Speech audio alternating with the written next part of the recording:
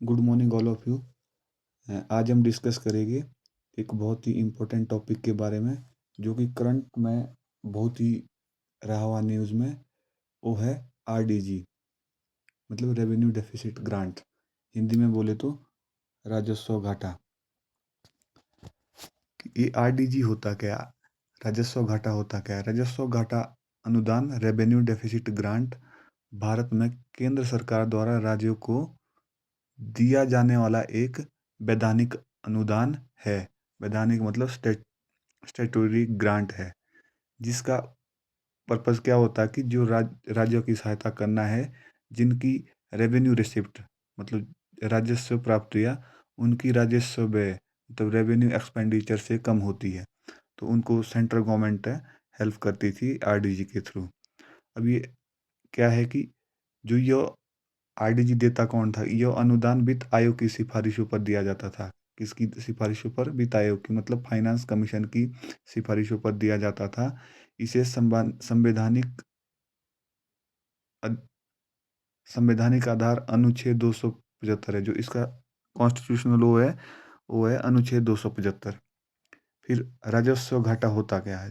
मतलब जब revenue expenditure ज़्यादा हो जाता है रेवेन्यू रेसिप्ट से, जब राजस्व व्यय राजस्व प्राप्ति से अधिक हो जाती है। इसके संवैधानिक अधिकार क्या है कि जो अनुच्छेद 275 बोलता है, केंद्र सरकार राज्यों को अनुदान दे सकती है।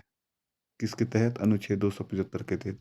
और अनुच्छेद 280 किससे रिलेटेड है? वित्त आयोग, फाइनेंस कमीशन से।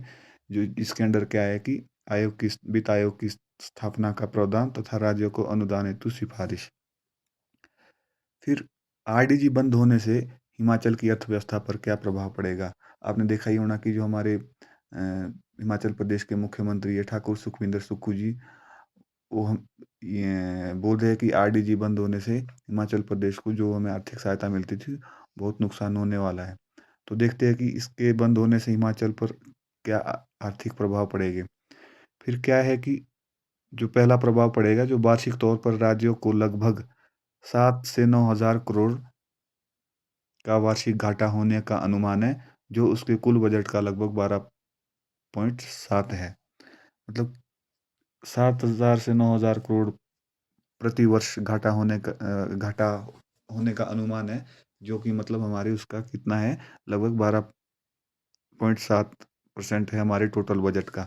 और अगले 5 वर्ष में 37 से 38 हज़ार करोड़ रुपए की हानि होने का जो भी उन्होंने नुकसान किया है। और इसके रेपरकशन देख ही ली उन्होंने, आपने जो 2026-27 के बजट में भारी कटौती की गई।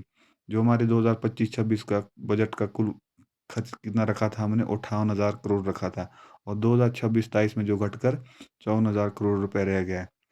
फिर क्या है कि सेंट्रल गवर्नमेंट ने आरडीजी बंद होने पर अलग अलग मतलब जो हिल स्टेट है उनके लिए एक स्पेशल स्कीम भी लॉन्च की हुई है, ताकि वही उनकी भरपाई की जा सके। जो आरडीजी बंद होने के बाद उनको जो एक असिस्टेंस दिया जाएगा, तो उस स्कीम का नाम है, बहुत ही इंपॉर्टेंट स्कीम है, नाम याद रखिएगा, एग्जाम पॉइंट ऑफ व्यू से बहुत ही इंपॉर्टेंट है।